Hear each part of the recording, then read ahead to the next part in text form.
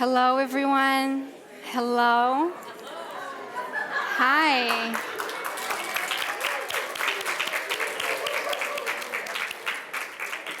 Welcome to Letting Love Lead for the Highest Good at the Conference of the Highest Good 2019. It is a pleasure to be with you all tonight. This event is sponsored by the Movement of Spiritual Inner Awareness, MSIA. And MSIA teaches Soul Transcendence, which is to become aware of our oneness with God. And that is exactly what we have planned tonight here, is to practice and explore, to become aware of God's presence in our lives. But before we jump in, I would love to set the tone with a John Roger excerpt about Soul Transcendence.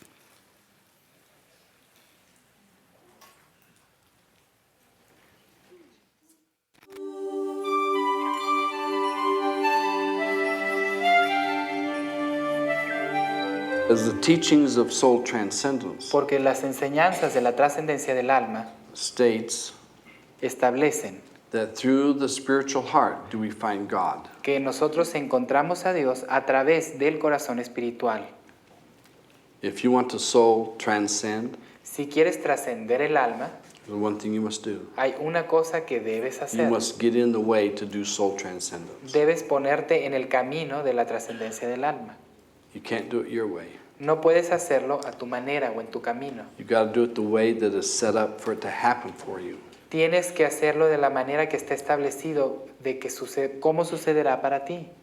If you could do it your way, Si pudieras hacerlo a tu manera, you would already be doing that. ya lo estarías haciendo. You wouldn't be here. No estarías acá.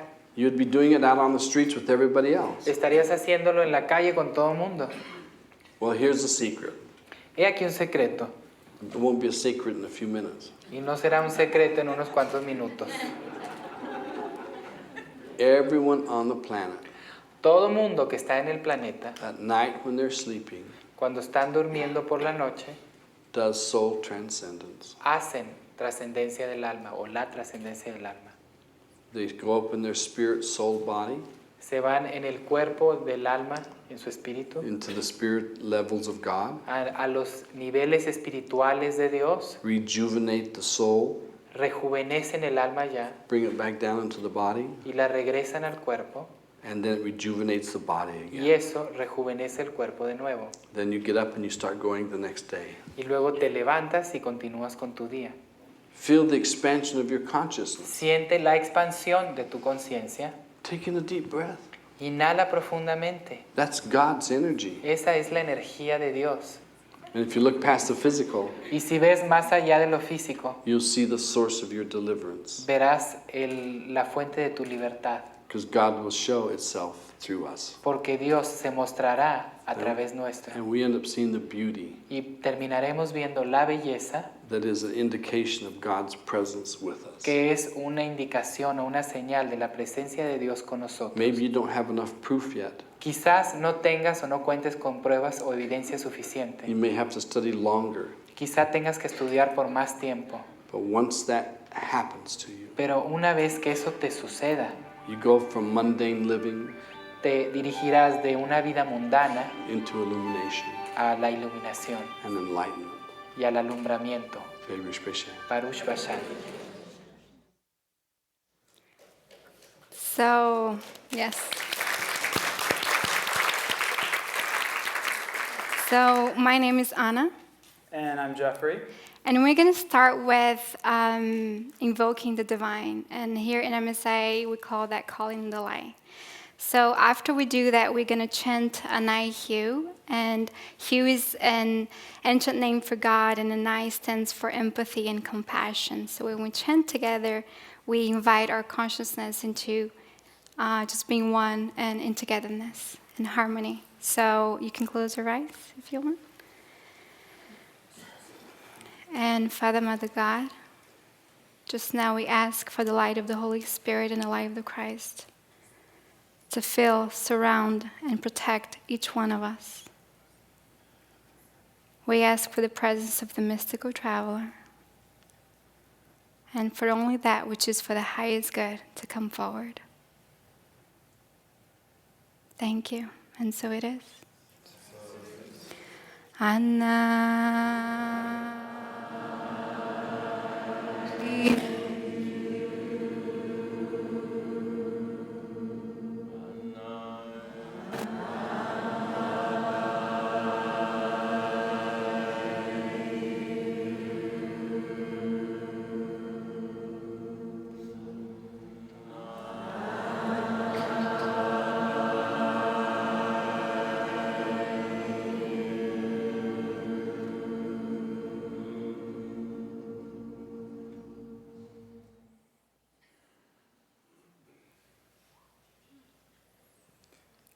So, letting love lead for the highest good. Let's consider that about a bit. How do we lead in our lives? How are we led in our lives? What leads us? What does it feel like when we lead a situation? What does it feel like to be led? What does letting love lead mean to you? In MSIA, we tend to begin with awareness or consciousness, that there's something more going on than what we may be consciously aware of. So if you're a nerd like me, you may know that humans on a physical level only consciously perceive one millionth of the data that we actually take in. So what does that mean? It means we're terrible listeners. No, it doesn't mean that. It actually means that there's a lot of stuff going on that's affecting us, that's around us all the time. We just might not be aware of it. So our founder, John Rogers, speaks about this when he says, "You are a lot more than that bag of bones you carry around with you. The indwelling consciousness of God through the soul uses the physical body for its expression on this planet. And that makes the human being a very special commodity. The consciousness of God is present with everyone. The Spirit is present with everyone. And God consciousness floods through each one. If you could put one thought in your mind and keep it there continually, it would be, you would be gazing upon the face of God. And that one thought would be, God is." Consider that just for a moment. Your consciousness has running through it the essence of God consciousness. And what that means for what we're doing here tonight is you already have inside of you everything that you need to do this work. So if we go back to the prompt of the night and we say, if I'm letting love lead, the first step is probably letting go of my perception of leading, letting go of the notion that I, the personality, needs to lead. Instead, it would be about allowing that divinity within us to lead. In MSIA, we recognize that when we let go and let God, the highest good, God, is the natural result. There's an old Quaker quote that sort of exemplifies this. True leadership consists first and foremost of being led. This conception involves a profound paradox. True leaders are not, in an important sense, initiators. Rather, they are chiefly responders to divine will. This means that the chief determinant of authentic leadership is not human talent, but availability to the divine. The only authentic leadership is fellowship with the divine. When leadership ceases to be spirit-led, it ceases to be authentic. So you could say that this whole process that we're doing here tonight is about letting go and letting God. So just letting go and letting God sounds super relaxing, right? And wonderful. But how can we actually do it? We often don't know what is leading us. We want to be loving. We want to do things that are loving. We want to do only that which is for the highest good. But how do we know? We in MSIA say or suggest that the key is inner awareness, and it's the openness to follow God's love and light in every action that we take. And another thing in MSIA that we do as well that is a big thing for us is the practical spirituality. So tonight, we're not going to focus a lot on content and information. It's going to be about experiencing. And that's going to be like taking place inside of you. So we welcome you to be present like tonight and pay attention to everything that goes on inside of you. And in a very real sense, what practical spirituality means is entering the laboratory of your consciousness, the universe within you, to joyfully explore our divinity. So we're going to present you with a lot of stuff tonight. And if it works for you, keep it. And if it doesn't, let it go and move on to the next thing.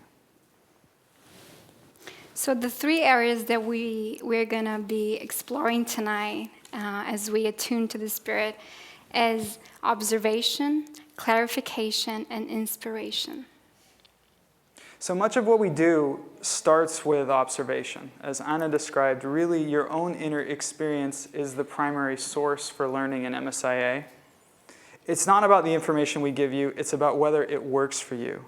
So your ability to observe your experience multidimensionally through each level of your consciousness will be key to this process.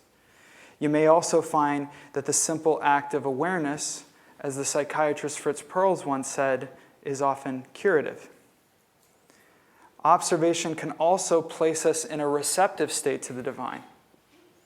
As J.R. writes, the process of observing what is so about your life helps release you from ego and can allow the power of God to flow through you. All you have to do is open and say, Lord, I receive. Thank you for your presence. So thank God for all your experiences. You're here to learn. You grow into your divine potential by very carefully watching all the levels of your consciousness. So this process of observation is really an important key. I've heard, JR say in many seminars that that observation can lead to freedom and the experience of oneness. In my own experience, I found it to be very revealing. The first time I had a significant experience with this was when I was listening to a seminar called Finding the Oneness and a Spiritual Exercise, which is in a very simple seminar. He walks us through a very simple, again, exercise on how to just observe your body. And JR says, don't ask any questions, just observe. And that was the first time I realized that my mind was asking questions all the time, like, where is this coming from? What is the source of that? And I realized that that would stop the process and create separation inside of me. So when I did what he said, don't ask questions, just observe, it was very powerful because it took me to a place of profound connection to the oneness in everything. And above all, the loving for all of God's creation. Okay, so let's take a moment to try observing ourselves. Find a comfortable position in your chair. You can take in a deep breath and close your eyelids. And as you exhale, start to become aware of all parts of your body as you start to feel the natural rhythm of your breathing in and out.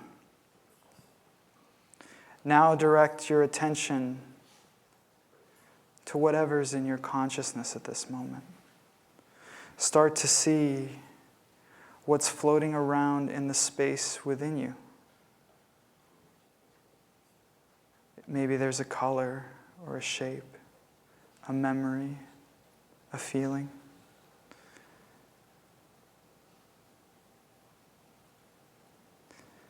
Start to recognize that if you're the one looking and seeing this stuff in there, that you must be something other than that stuff. You are that which witnesses this process.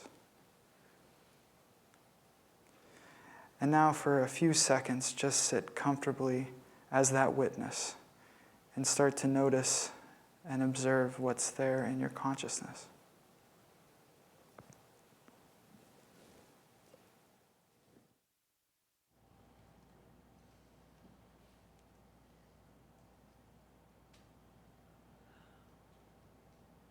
Now take a moment to thank yourself and acknowledge yourself as that loving witness for all that you have learned that has brought you to this place here right now.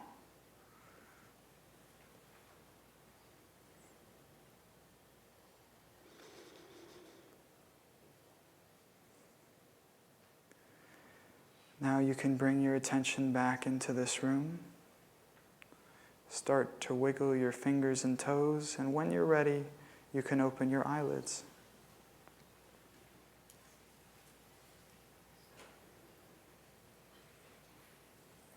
So how many of you feel more relaxed? How many of you feel more tense? Thank God. And nothing, like nothing. No? Okay, good.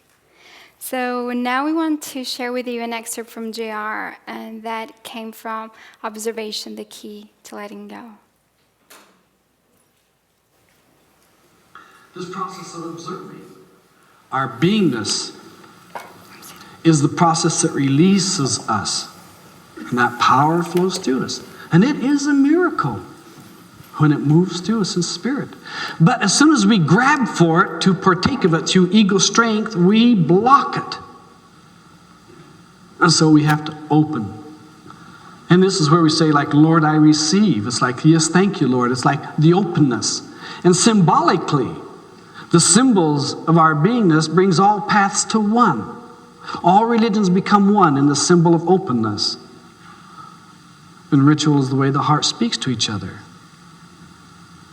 This is how we love, we hug, we kiss, we talk. It's a ritual of togetherness. And we understand that transcending all the verbal barriers of languages when we become one just in those moments. But we do not attempt to maintain the one. We let it maintain itself. And that stops the struggle. That stops the ego processing, I'm doing it, I'm doing it. And then when you do have success, there's no way you can fail, nor have guilt. And that success maintains itself as a here and now. Right here and now. But we've got conditioning of the mind. And the mind goes back to last month and last week. And yes, but you didn't say what my teacher said. And I said, well, don't bother with that tonight. Bother with it tomorrow if you want to bother. Not tonight. Tonight's a free night. We don't have to be defending our gods and our allegiance to our teachers. Be loyal to yourself. That's the loyalty. I love that excerpt. And by the way, it's available on Spotify. Yeah, I think that to me, it's so huge that a simple key, is just to stop and observe our inner, environment is such a powerful key. And the interesting part is that this process of observation can also be very empowering. Now that you've become more aware of aspects of your consciousness, you have a choice. It's called, where do I place my energy? In MSIA, we say that energy follows thought. With this awareness, you can start to ask some very important questions. Where do I want to place my energy? What voices do I follow? What am I choosing right now inside of me? How can I be free right now? Where is my loving right now? Where is love leading me right now? So the next step becomes clarification. It's about clarifying what's true for you, clarifying where we want to place our energy, but also clearing the consciousness. In MSIA, we have this practice of clearing the consciousness where we work in partnership with God to release any blocks to greater awareness of our divine nature. So we can start to ask if there's something that maybe we want to release inside of our consciousness, maybe something we want to let go of. We can start to ask whether we're seeing clearly through the windows to our soul. Are we perceiving clearly? So with that, here's JR on why we clear the consciousness.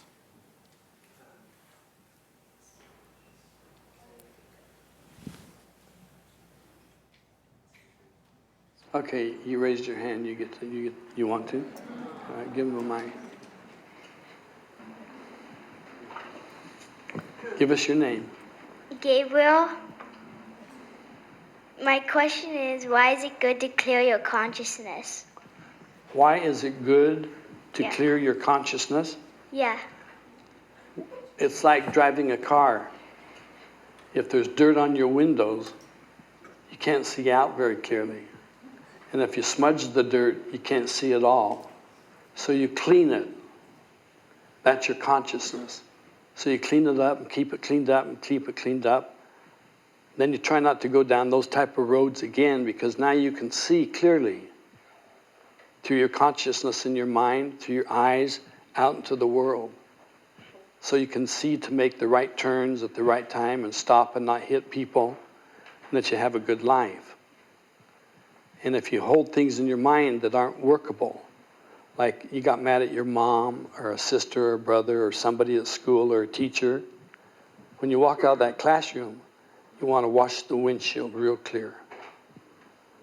And you leave in that classroom what you don't need to go to the next class. If you're upset, leave it in that classroom. So you clear your vision, which is clearing your consciousness. Got it? Yeah. Okay.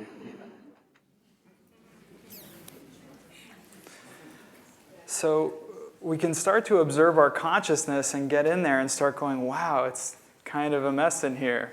Maybe we should clean it up a bit. So the great news is, with this power of observation, now you can start to see what doesn't work. You can start to clean up the consciousness.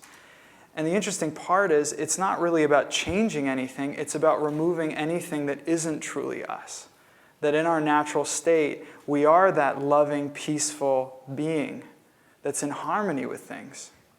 So in that sense, it's really about just removing any blocks to that natural state of being that we are already. Yeah. So I was in the Light Ambassadors meeting this morning, and John said something that completely filled my heart. I was in awe. And this is what I heard him saying. He said that at times we can be looking at just a lower form or a lower source of light. But if we open ourselves and we open to the higher light, to the more powerful light, to the brighter light, and we move our eyes to that and our focus to that brighter light, and we hold there, and we have the willingness to keep holding in that brighter light, things get clear. And he said, in that clearing, all is seen. I love that. I had to share with you today. Yeah, I was in awe. Okay, yes, so I got that. We're right here. Yeah, we're right here. I just spaced out. Okay, so now we're going to try a few techniques to clear our consciousness a bit. So I invite you to get comfortable and close your eyes. So just taking a deep breath. And identify a place of disturbance or unclarity at any level of your consciousness. And it could be a part of your body that is tense, or a thought that is disturbing, or a memory of something you regret.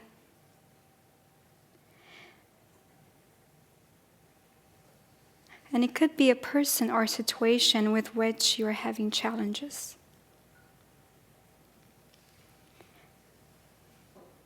Then notice the sensation in your body or consciousness.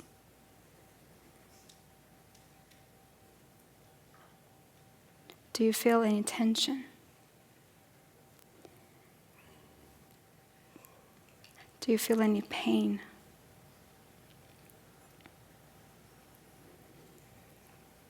So keeping our eyes closed, we're going to chant the hue 3 times out loud toward the place of disturbance or unclarity.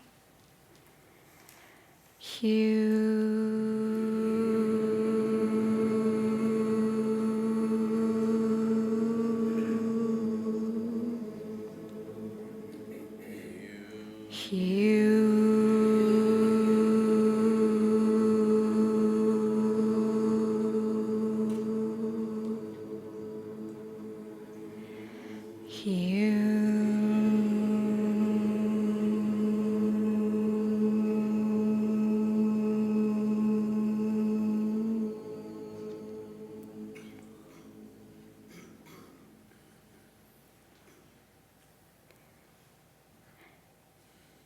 keeping your eyes closed, just ask now for the light, for the highest good, to be sent to that place of disturbance or unclarity.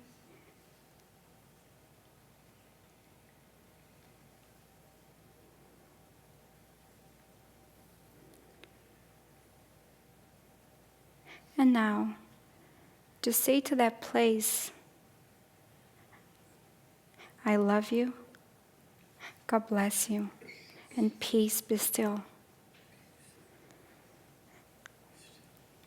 And you can say that more than once if you feel like you need to.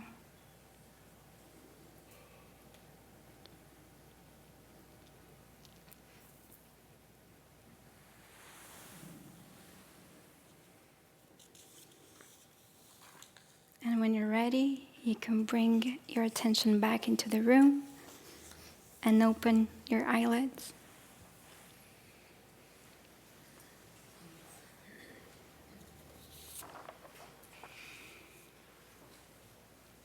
So how many of you just noticed a difference in your body or in your mind, your emotions?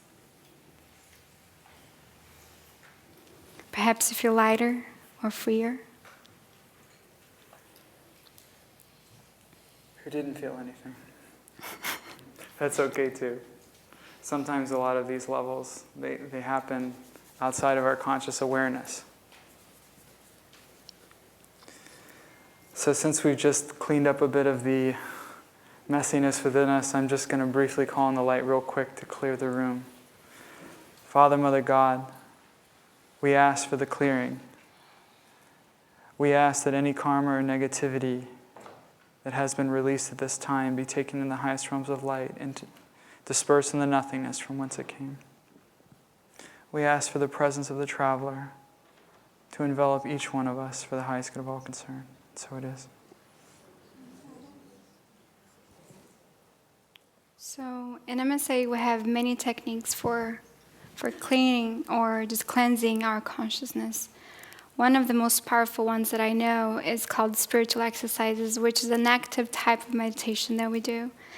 And it's basically we take a time to chant our tones and listen to the sound of God, to the sound current of God. We also work with the mystical traveler consciousness, which is a spiritual consciousness that exists throughout just God's creation, and also within each one of us.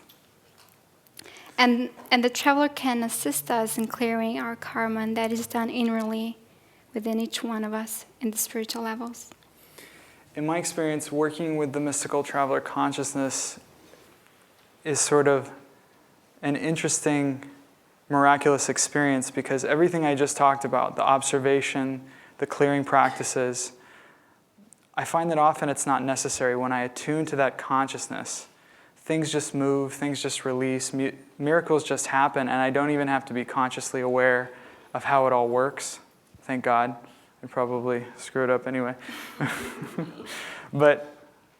But for me, that's actually the most powerful, is just attuning to the mystical traveler consciousness. So now that we have talked a bit and just going through this process, we're going to move into the most fun and joyful part of this evening. We're going to move into inspiration.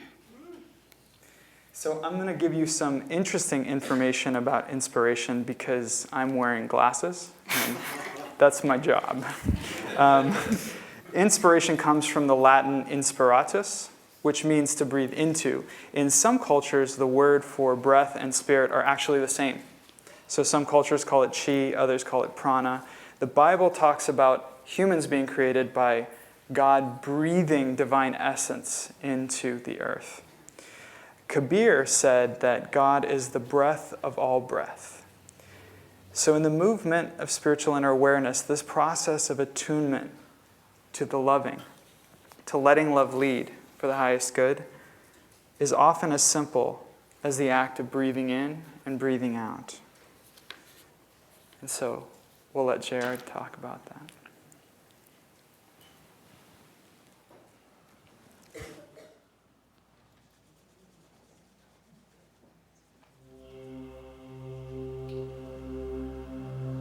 Take a deep breath, but receive the air into you. Don't take it into you, receive it into you. And then let it go out as not being receiving into you. Receive it into you again. You notice your body starting to relax?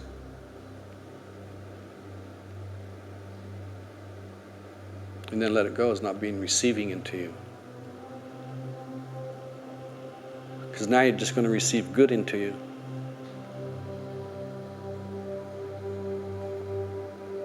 Then you let go of that is not good. Just let it go out. Just keep doing that.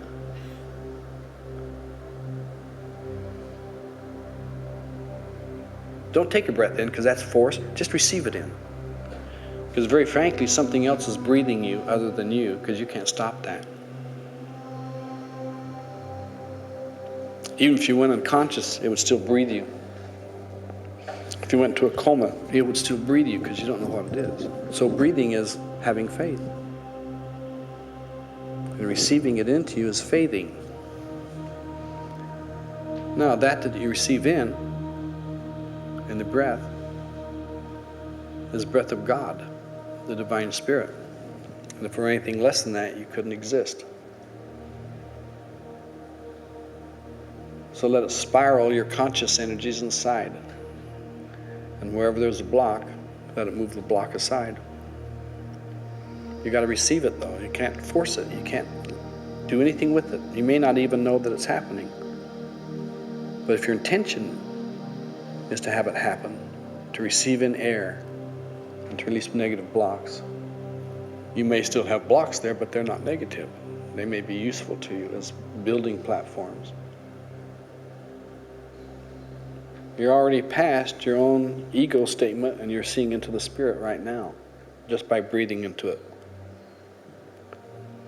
The colors you see in your inner vision will be the color of oxygen that you're going to breathe in. Because that's telling you need that vibration rate. Feel the deep emotions now with that? Yep. Just keep doing it. This is called Sahaj Yoga, just the natural way of breathing in and breathing out. Do you know why you don't have to believe anything? Because it's the spirit doing it. And if you believe or you don't believe, it still does it. That's why it's closer to you than your hands and feet. All you people that are doing this with us, if you have an ache or pain someplace, breathe the oxygen right into that area with whatever colored light you saw. Just keep doing it, and it will naturally and normally select away when it's through with what it can do. Peace that you're feeling is the presence of the Holy Spirit, because it brings peace that you can't understand. And you got into the bottom part of it, but you're in it. Now it's just like how to maintain and fulfill that more. Anything else? Thank you.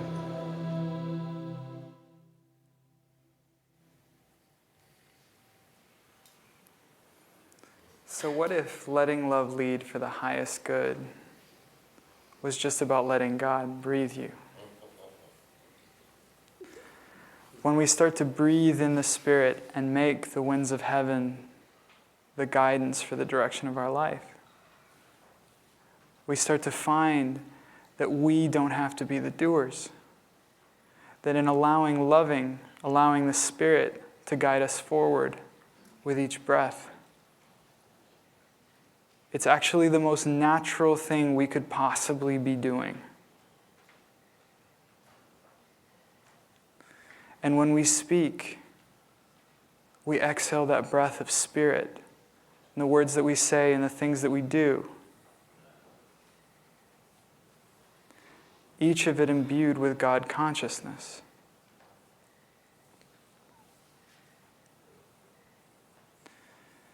So now that we've cleared a runway for Spirit, Spirit's touching down in a big way, and we're going to do something fun. We're going to do an active process of sharing that inspiration that you've just received while God was breathing you. That direction drawn from the winds of heaven. And we're going to share it around the room. So in a moment, we're going to stand up. You're going to find somebody near you, stand in front of them and make eye contact, and share about your inspiration. And we invite you to answer the following questions. What is my inspiration right now? What is inspiring right now? How do I experience my inspiration?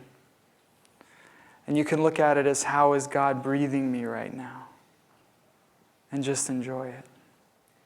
And when you complete with that person, you just go on to the next one. Communicate your inspiration and connect in with as many people as you can in this room, because we're family. So for those online, if you want to partner up with other participants, you can see the Zoom link, and it's posted on the chat room. You may Skype, FaceTime, or call other participants. You find it in the chat room. If you're doing this process by yourself, this is a good time to connect within and do the process on your turn, or just write it, on your journal, or whatever works for you. So now in this place, let's stand up and Find start a partner. Yeah, and start. and start sharing your inspiration.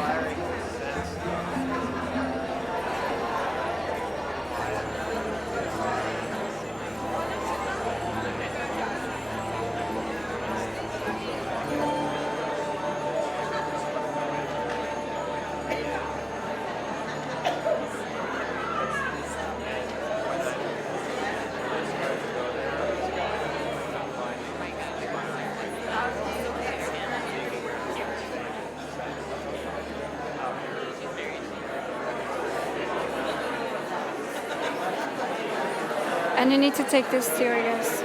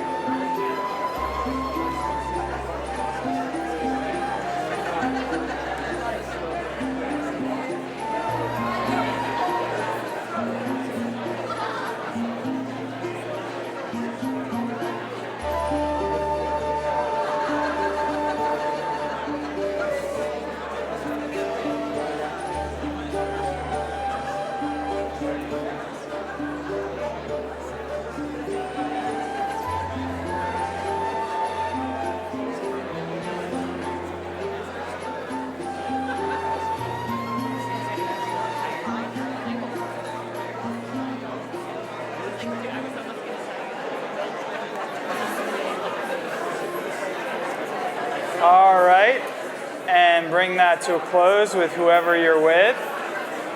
And thank them however is in your heart to thank them. And return to your seat. Let's return to our seats.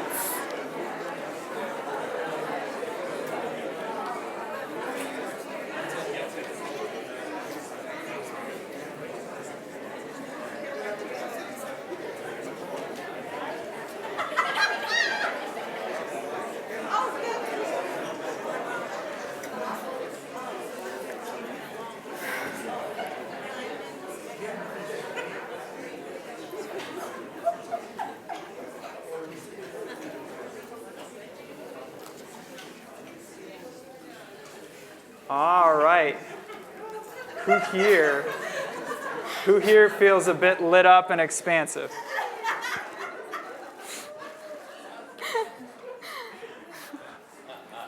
All right.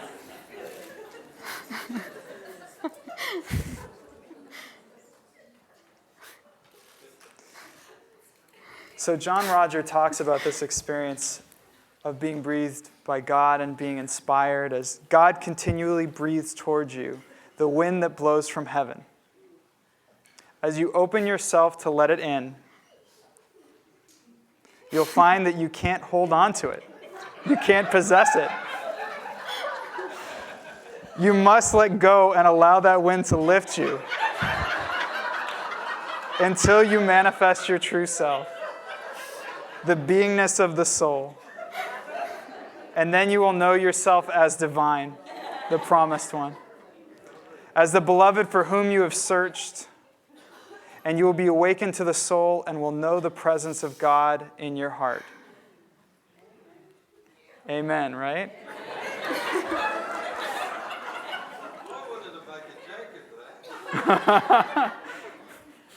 You may laugh. It's okay. If it's in there, just let it out. So this is just a taste of some of the work that we do in the movement of spiritual inner awareness. Mainly the laughing part. But let's review. So we started first by observing the aquarium of our consciousness and seeing what was swimming around in there. We noticed some things we may have wanted to let go of, some things that needed our loving, a little bit of mess that we wanted to clean up, and we did a clearing process. We also chose where to focus our energy because we know that energy follows thought. And with that runway cleared, Spirit touched down in a big way and made us all laugh. It's about right. Yeah. So it has been an absolute privilege to be here with you, learning with you, sharing with you, being part of your family, and of course, laughing with you. And I hope that, if anything, tonight has demonstrated that we already all have everything that we need inside of us to do this work. There's really no magic pill. It's all there.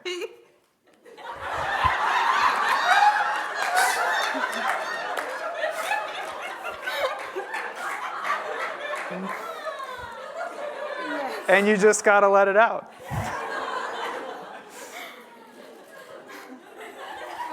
Okay, so now it is our honor Bring it in, to introduce the one that lives and breathes this that we've been talking about, our beloved John Morton. If you can come here.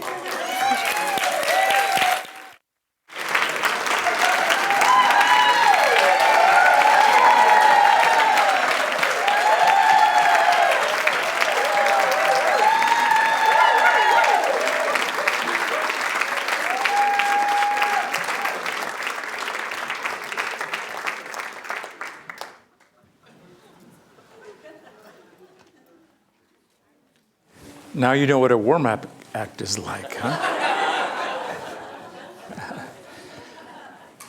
Well, one of the things that's inspiring me tonight is the young'uns getting up here and doing this work.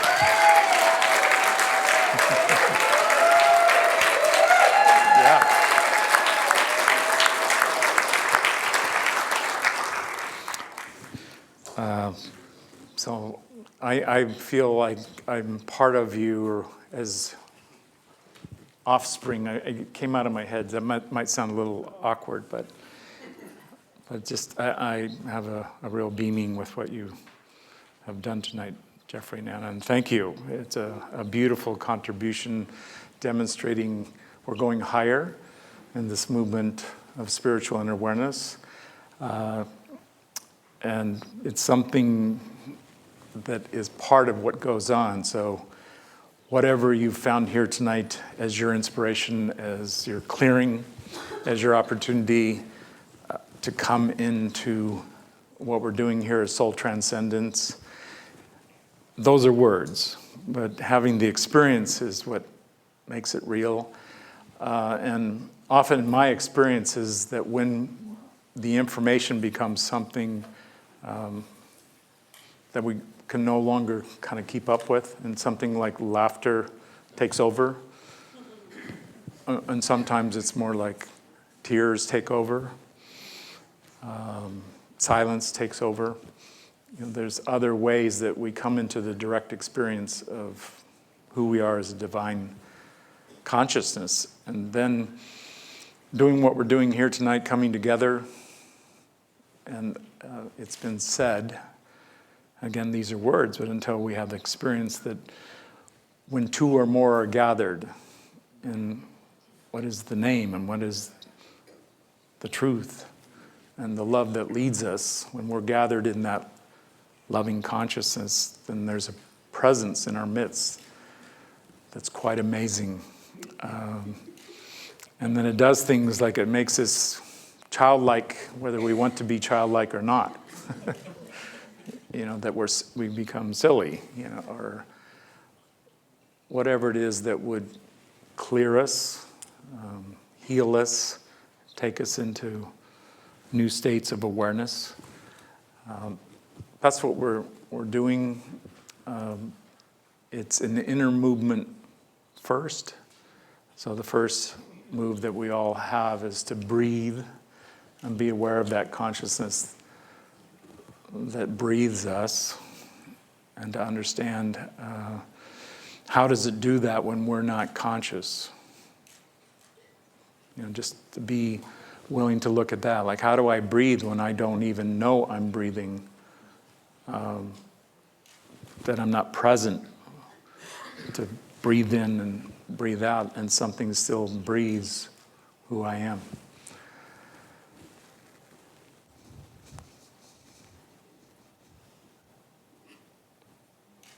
Yeah, it's okay to laugh. Yeah. Someone has laughter ministry going over here. And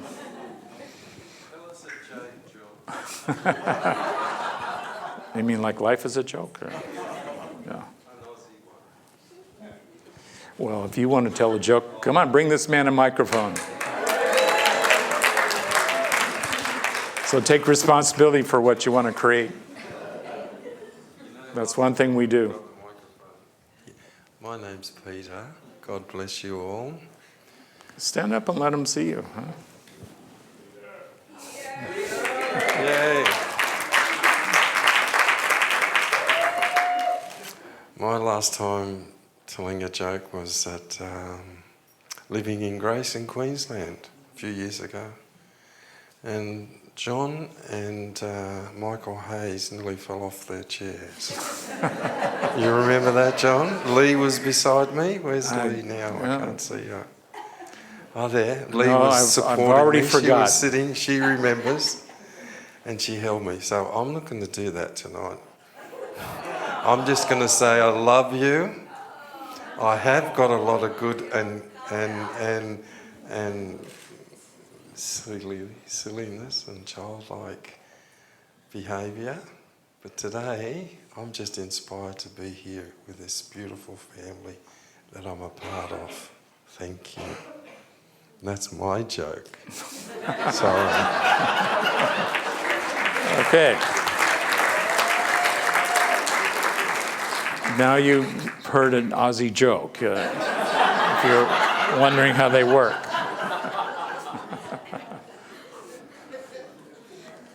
As long as we've opened up here, does anybody have a joke or something you would like to share? And I'm pointing at a young man over here.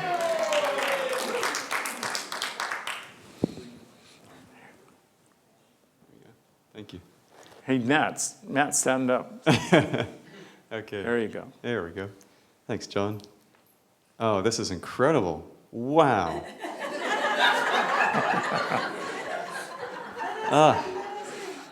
That's right. Maybe someone else would like to know what your experience is right now.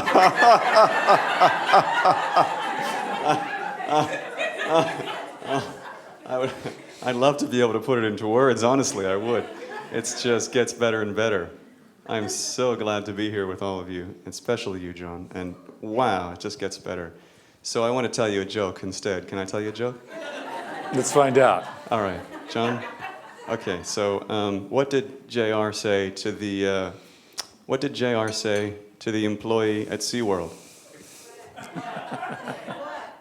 He said, "Take care of yourself so you can help take care of otters."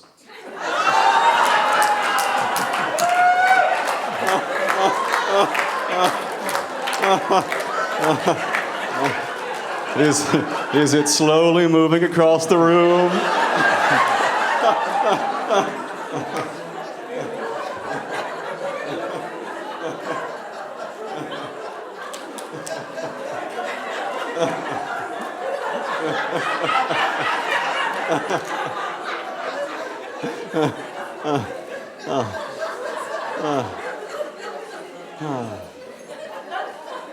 Anything else, Matt? Thank you. Thank you. You're the one who laughs in my heart, John. Thank you. Okay. My name's Edie. And I don't know if you guys noticed, but Matthew here, his name tag said Dwayne. And that's because we had a joke going earlier today that I'm going to share now. So knock, knock. Who's there? Dwayne. Dwayne? Who? Dwayne the bathtub. I'm drowning.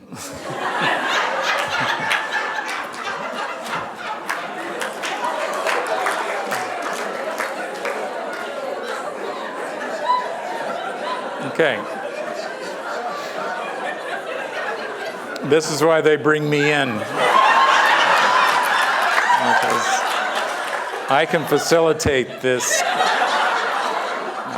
Let's see, who is it? Okay. It's a young man who maybe was at the bathtub today with Dwayne, huh? I'm Kevin.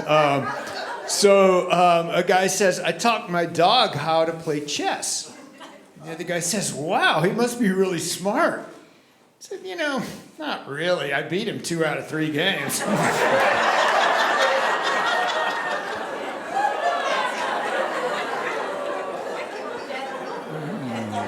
That one went down the drain.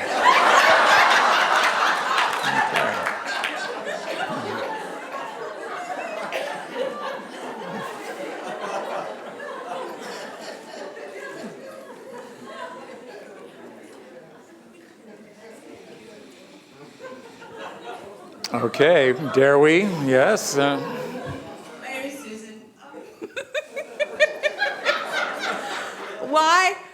Why was it cold in the stadium? Because it was full of fans.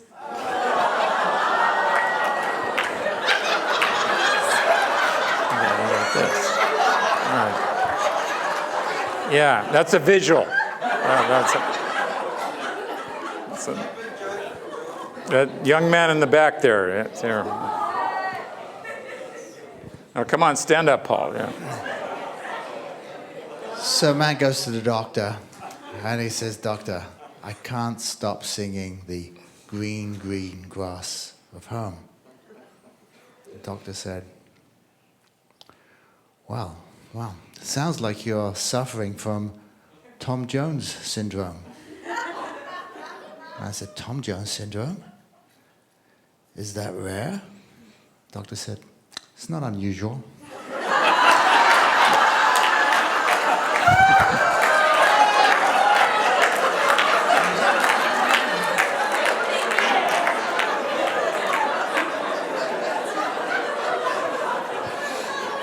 So we have a few people from Wales in the room because I could hear the wailing. Huh?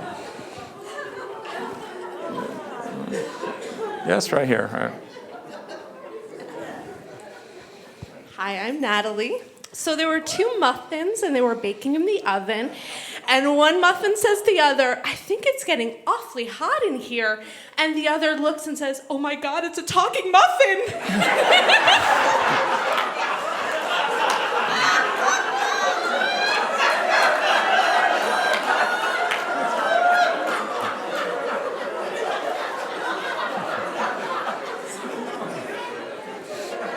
Did anybody have your next initiation tonight? Okay. Sometimes this is how it works, folks.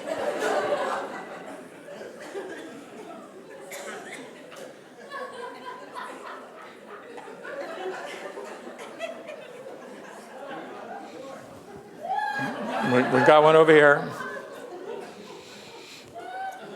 Somebody in the numbers game, by the way. What did the etheric initiate say?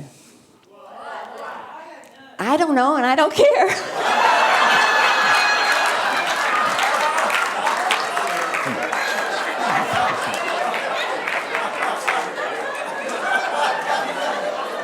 If you're laughing, you are still in the etheric initiation.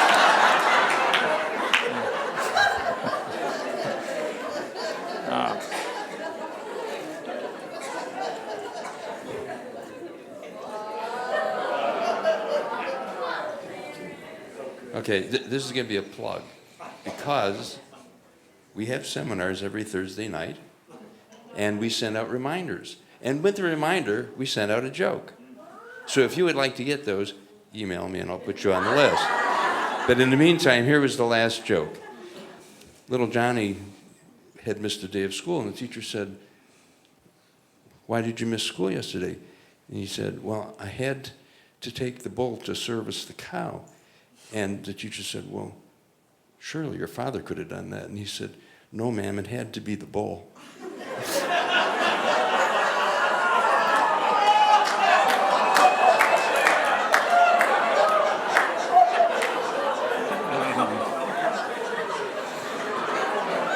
So you all have a decision to make. Are you working more through the creative center or through the sexual center right now? So.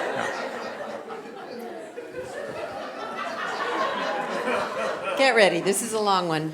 I'm Leslie. This little kid, he's about 5 or 6 years old, and he gets up in the night and he goes down the hall to go to the bathroom, and his mother's bedroom door is ajar. And he hears something going on in there, and he looks into the room, and she's standing in front of the mirror naked, going, I need a man. I need a man.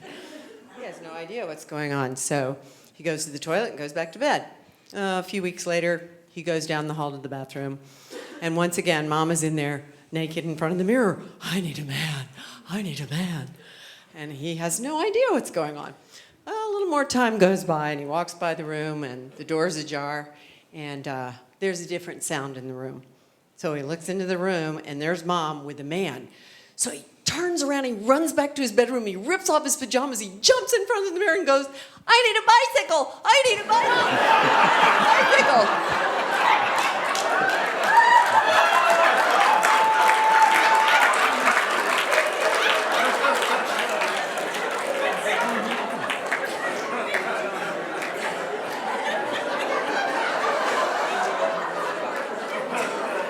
If you have no idea, that's okay. You can still go higher.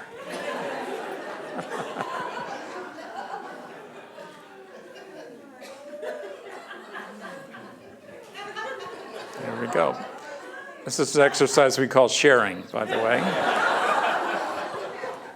So a little 6-year-old has a turtle, and he's playing with his turtle, and all of a sudden his mom hears this sobbing. And she runs out and she goes, what's wrong, honey? He said, my turtle's dead. And she says, okay, we'll take the turtle back. This is when you could get turtles at pet stores. You take the turtle back to the pet store. And she said, you know, we just got this turtle. You know, it's not alive. So he said, okay, I'll give you another little turtle. Gives the turtle, goes back, puts the little turtle in the little aquarium thing.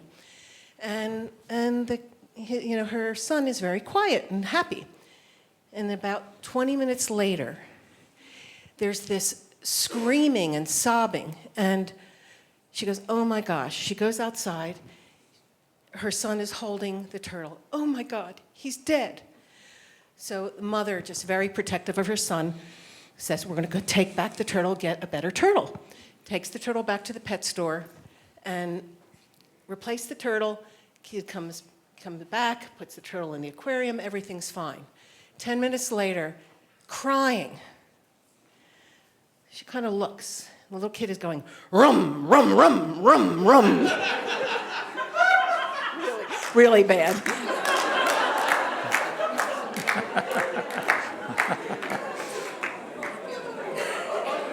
Just want you to know the traveler will work with you at any level. We're starting to get to any level here.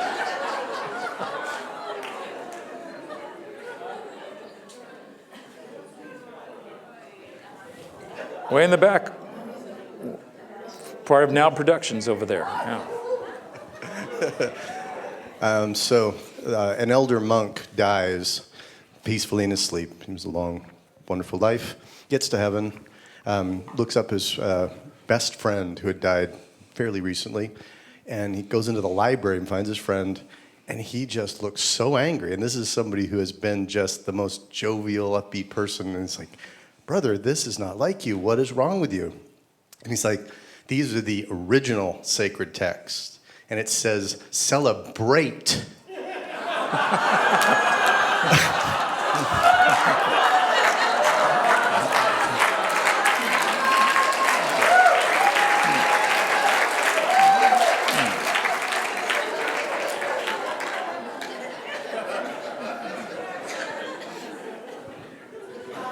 Some of you might be thinking about going back to the monastery now. There was somebody over here. There we go.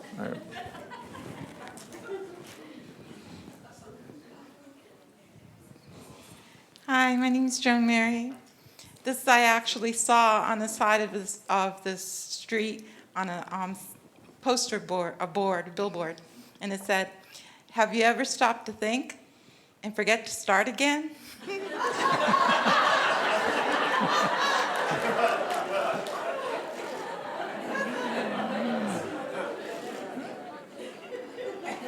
It's okay. If it's not funny the first time, just tell it again, and then it eventually gets funny.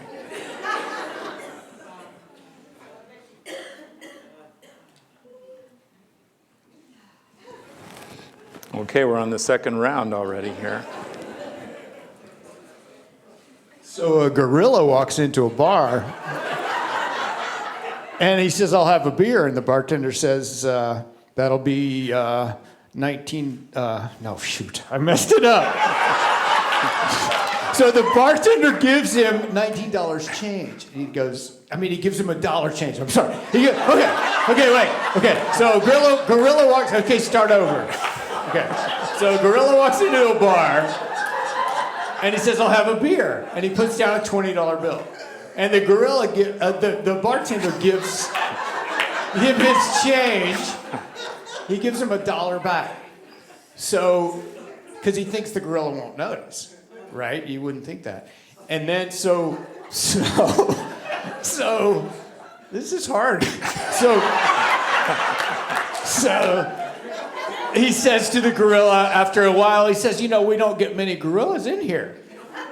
And the guy says, well, at $19 a drink, you're not gonna. Thank you. Right here. So a moose walks into a bar, and the bartender says, why the long face?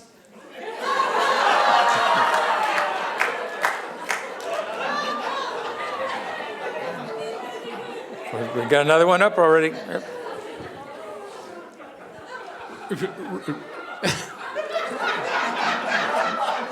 So you've heard about the new 12-step program for people that talk too much?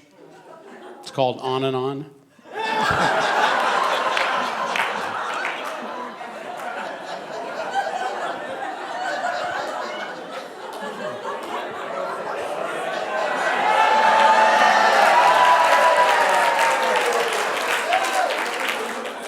This is like that. My name's Peter.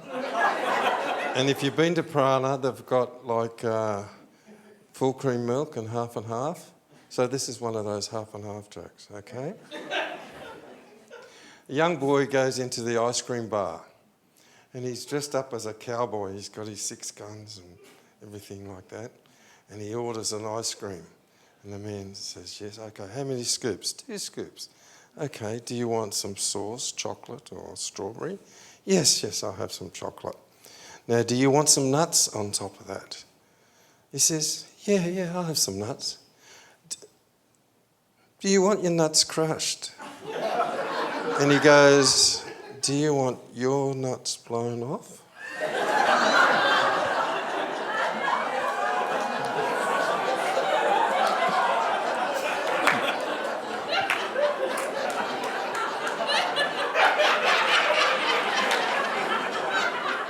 Was that one in the Sydney Morning Herald? Okay, over here. Yeah.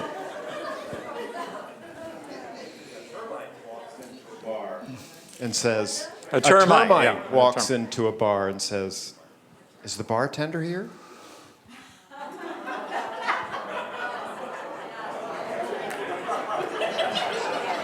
In the back. We can hear from Jack. Hi, a little historical. Well, first of all, let me take care of the bar things. A dog with his foot bandaged walks into a bar and he says to the bartender, I'm looking for the guy who shot my paw.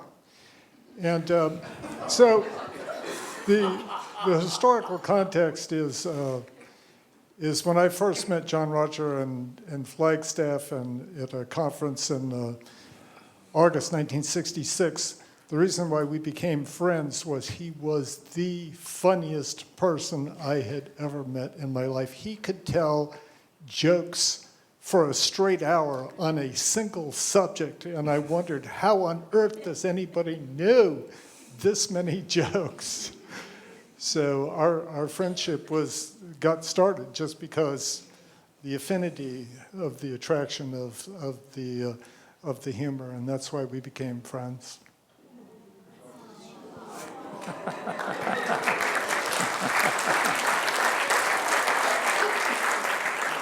Maybe turning the tide a bit here, huh? So let's see, right here. I'm really going to get in trouble for this one. But Linda said I could do it. Okay, so this guy walks into a bar with his octopus. And he puts his octopus on the bar stool next to him. And people are looking for a while and kind of wondering what's up with the octopus. And the bartender says, "What's up with the octopus?" He says, "Well, I take him with me. He's great. He's great entertainment. He can play any instrument." So the piano player in the back says, "Any instrument? Show me." So the guy puts the octopus on the piano stool, and the octopus just riffs on piano. I mean, like, we're talking Rachmaninoff, you know? I mean, like, the octopus is just all over that piano. And the guitarist comes up with his guitar and says, "I want to see." And he hands the octopus the guitar.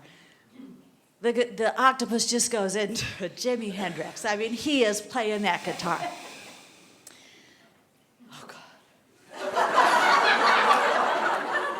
So the Scottish guy walks in, and he says, "I want to see this." And he hands him his bagpipe, and he says, "Play that." And the octopus says, "Play it? I'm gonna fuck it if I can figure out how to get its pajamas off."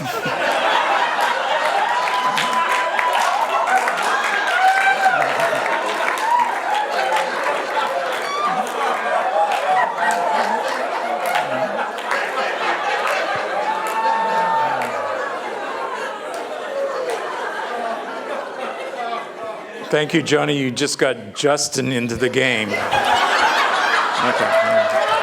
Okay.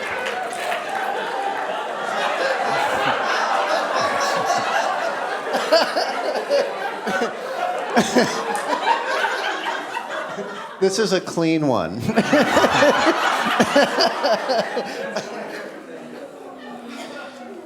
Pirate walks into a bar with a steering wheel on his pants. Bartender looks at him, he goes, "What's up with the steering wheel?" "Arr, it's driving me nuts."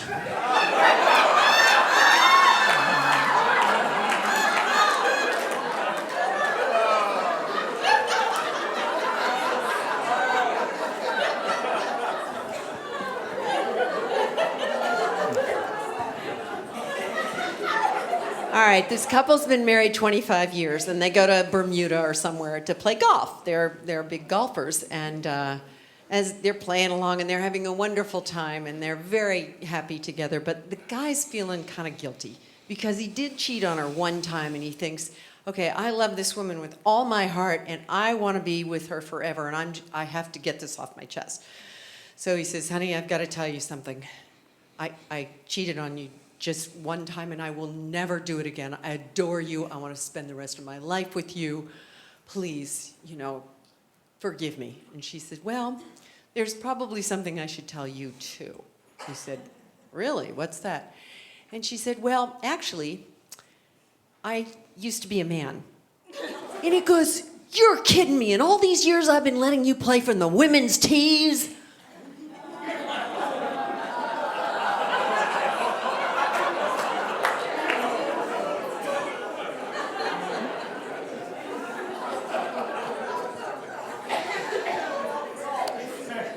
You know how you spell golf backwards? Flog.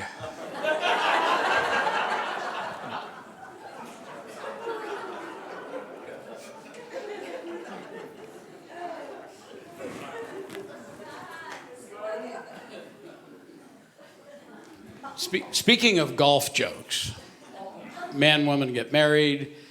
They hadn't known each other that long. They're out on their honeymoon, having a wonderful time, and and the husband said, "I got to come clean. Something I didn't tell you before we got married." He said, "I'm a golfer.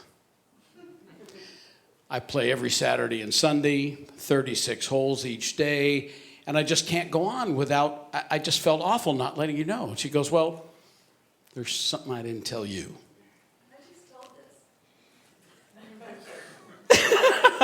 She said, "I'm a hooker." He says, "No problem. We'll just get the pro to twist your hands."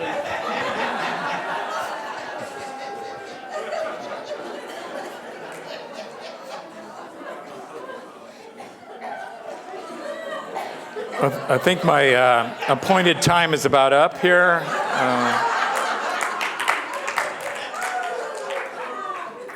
Those of you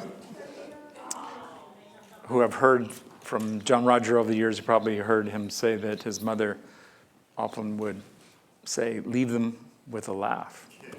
So I'm remembering a joke from a conference a few years back. And maybe some of you were there when this joke went out. Because JR and I were up on stage doing something similar to this process. And I think I stood up as we were about to begin, and I said, Lord God, help these people. Beirish Beishan.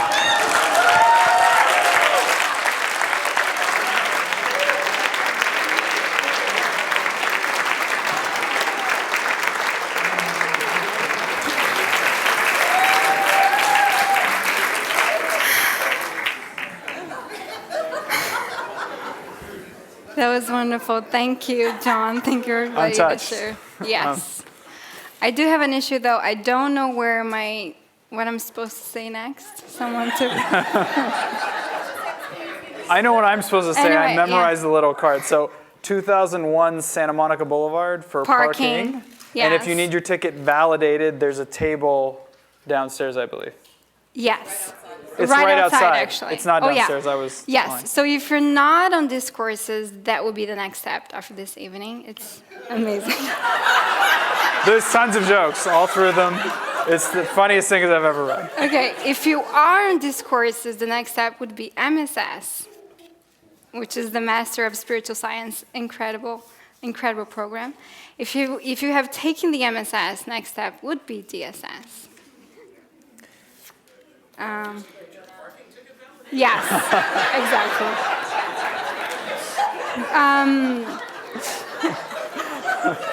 I might have ruined that. So next event is the Highest Good workshop tomorrow and Saturday. We have a slide. Yes. So yes, Friday and Saturday, and here in this room and also via live stream. If you have any questions, email hello@msia.org. What time?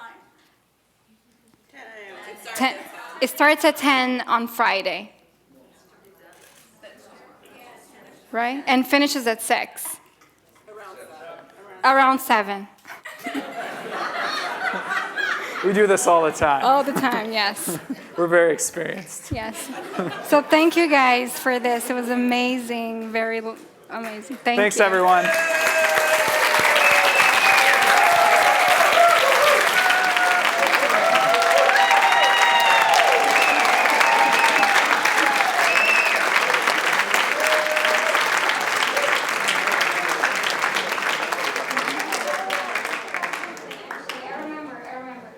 We have snacks downstairs and like drinks from Earth Cafe and all of it. So please, So you can tell yes, more right jokes now. and eat food. I've heard it's like a party, so you're welcome to join us and keep going downstairs. Thank you. Thank you. In the USM room.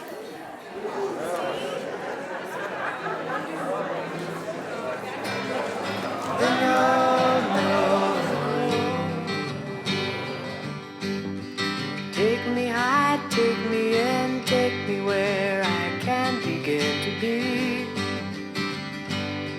closer to thee,